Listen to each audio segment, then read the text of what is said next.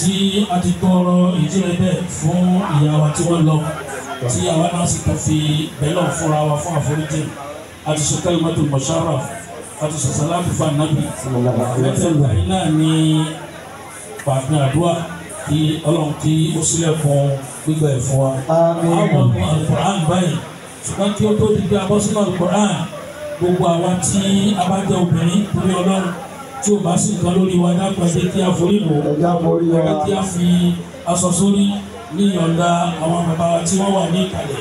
bákan náà gbogbo àwa tí a jẹ́ ọkùnrin tí a wà ní ìkàlẹ̀ bí a máa ń ṣe alukur'an lọ́wọ́ tá a jẹ́ alukur'an lọ́wọ́ dápẹ́ jẹ́ kí àwa ló máa béèrè a sì máa bẹ Ọlọ́run pé ẹni tó dáa láàrin Ọlọ́run tó ti wọn náà dáa kí a ní àfọkànsí àdúrà àti àṣẹ.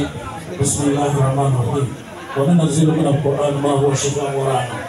اللهم إنا نتوسل إليك بقراءة القرآن الكريم وقراءة وزينة إلى روح وبينك الهدى خديجة واغفر لها وارحمها وإلى مغفرات واغفر لنا جميع وارحمنا إنك أنت الغفور. بسم الله الرحمن الرحيم الحمد لله رب العالمين الرحمن الرحيم مالك يوم الدين إياك نعبد وإياك نستعين اهدنا الصراط المستقيم صراط الذين أنعمت عليهم غير المغضوب عليهم ولا الضالين آمين. بسم الله الرحمن الرحيم ألف لام ميم ذلك الكتاب لا ريب فيه هدى للمتقين الذين يؤمنون بالغيب ويقيمون الصلاة ومما رزقناهم ينفقون والذين يؤمنون بما أنزل إليك وما أنزل من قبلك وبالآخرة هم يوقنون أولئك على هدى من ربهم وأولئك هم المفلحون.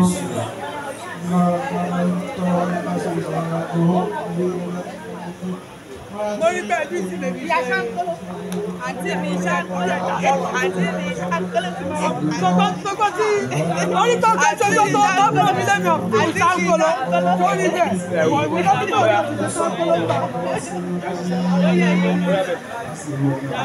Àbúrò mi ni o àti mi lórí ẹ̀dá lórí. Akíndọ́lá.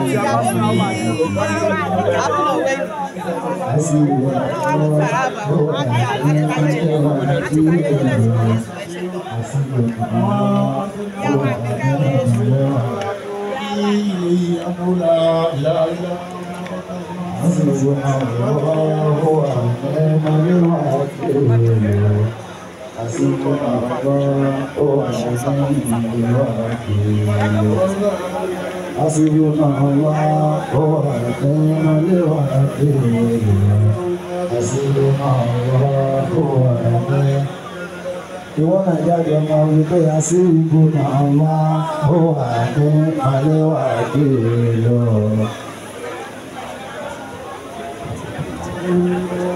Ọlọ́run àṣírí náà ó wà ní àlewà kiri lọ. ونحن بالمعاذ في سيارة القيامة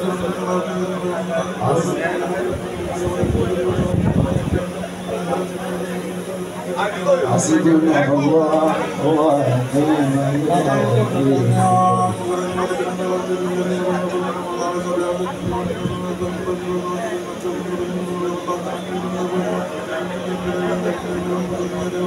حسبنا الله يقوى نعم الوكيل حسبنا الله حبيب الله أواتوانا وخلقوا رجال موجود حسبنا الله نعم الوكيل